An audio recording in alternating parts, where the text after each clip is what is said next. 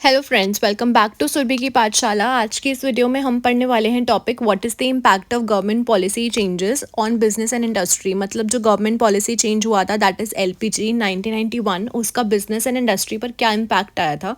जो ये पॉलिसी होती है लिबरलाइजेशन, प्राइवेटाइजेशन एंड ग्लोबलाइजेशन की, जो गवर्नमेंट ने निकाली थी, उससे काफ़ी ज़्यादा सिग्निफिकेंट इम्पैक्ट आया था on the working of Indian business and industry, जिसका इम्पैक्ट हम अब तक देखते आ रहे हैं, जो कि बढ़ता ही जा रहा है obviously.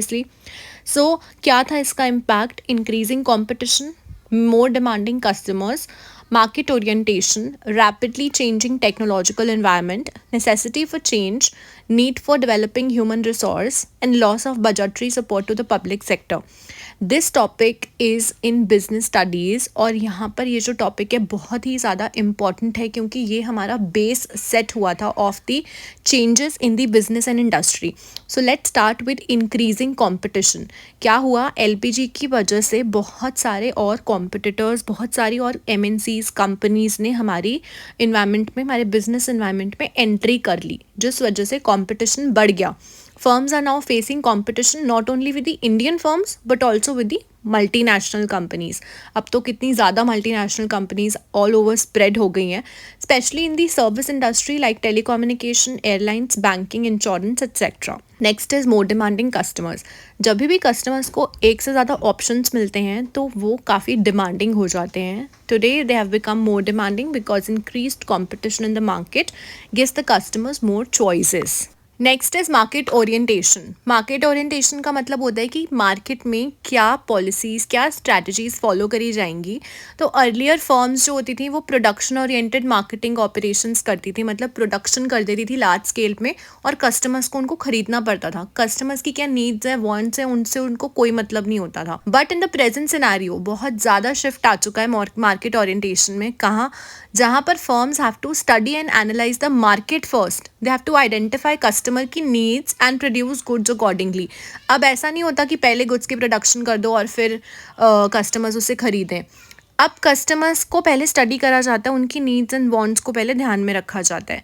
Next is rapidly changing technological environment. Technology is changing very fast, जो कि सबसे ज़्यादा टफ चैलेंजेस लेकर आता है फर्म्स के सामने, कि इतनी जल्दी, इतनी क्विकली टेक्नोलॉजी चेंज हो रही है। And this requires improvement in machines, processes, products and services. Technological environment की वजह से इन 4 एरिया में हमें इम्प्रूवमेंट की ज़रूरत होती है।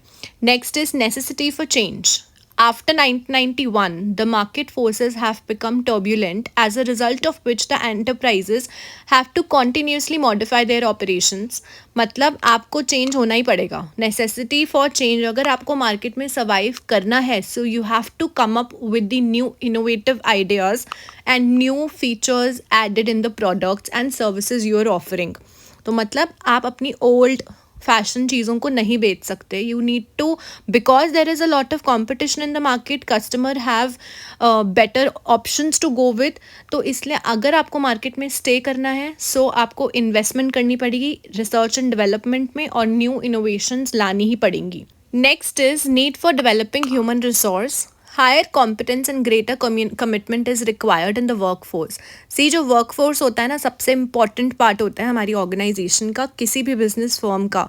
तो उनका डेवलप होना काफ़ी ज़रूरी था, उनकी स्किल्स में इम्प्रूवमेंट लाना काफ़ी ज़रूरी था। So this is need for developing human resource. Last is loss of budgetary support to the public sector. ये सबसे इम्पॉर्टेंट था, जहाँ पर जो गवर्नमेंट थी ना, वो अपने जो भी फाइनेंसेस थे वो पब्लिक से हटाकर प्राइवेट कंपनी में लगाने लग गए थे। सो प्राइवेट सेक्टर्स वो given more important rather public sector, और पब्लिक सेक्टर के फाइनेंसेस का जो पोर्शन था वो प्राइवेट सेक्टर्स के पास चला गया था।